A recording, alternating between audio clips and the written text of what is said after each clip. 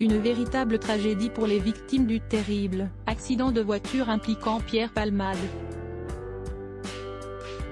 D'après le journal Le Parisien, l'humoriste, dont les jours ne sont plus en danger au lendemain des faits, était positif à la cocaïne et aux médicaments de substitution, lors de l'accident de voiture qui a causé le carambolage tragique ce vendredi 10 février 2023, en Seine-et-Marne, près de la forêt de Fontainebleau, en début de soirée.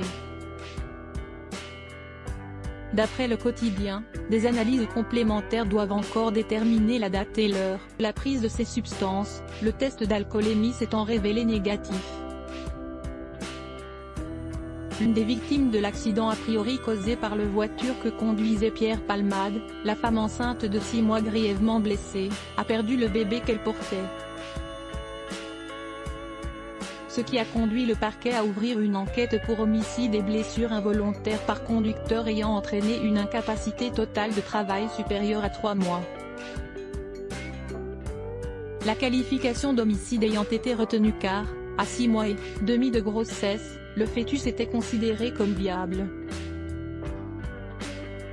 Le fils de cette femme enceinte, âgé de 6 ans, et son frère sont également gravement atteints.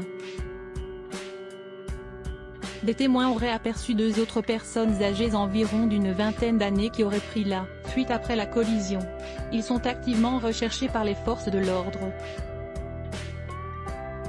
Après avoir été en urgence absolue, sa famille révélait ce samedi matin que Pierre Palmade était de nouveau conscient. Pierre Palmade a été admis dans un état grave à l'hôpital du Kremlin-Bicêtre, relatait un communiqué de sa famille. Il a été placé en service de réanimation. Ses jours ne sont plus en danger ce matin.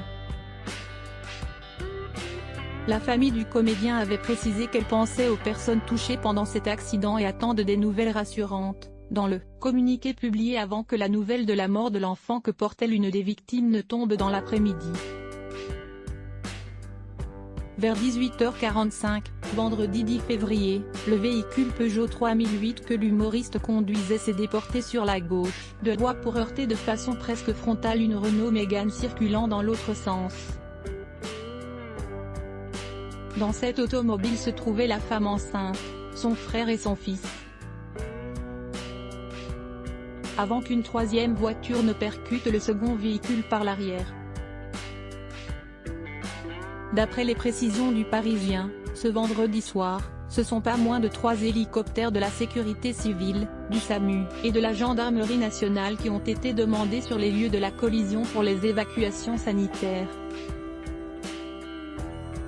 L'intervention aurait d'ailleurs duré plus de 2 heures. Crédit photo, agence Best Images.